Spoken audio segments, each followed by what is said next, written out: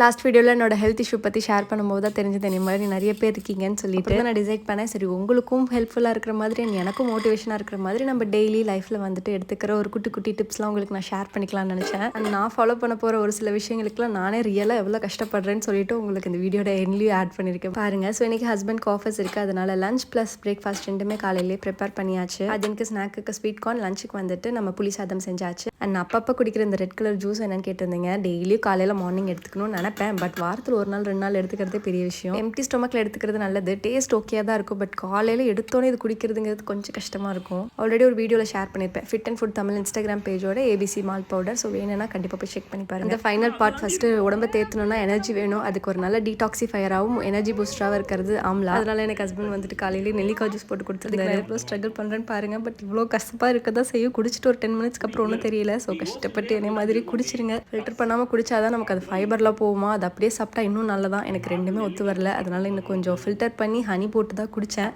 அப்பயும் ரொம்ப கன்றாவியாக இருந்துச்சு, பட் எப்படியோ குடிச்சாச்சு. குடிக்க பழகிரும்னு நினைக்கிறேன். அப்படி தான் மனசை தேத்திட்டு குடிச்சாகணும். ஸோ என்னோட ஃபர்ஸ்ட் டிப்பாக டெய்லியும் நெல்லிக்காய் ஜூஸ் எடுத்துக்கோங்க. மற்றதெல்லாம் நெக்ஸ்ட் வீடியோவில் ஷேர் பண்ணுறேன். பாய்.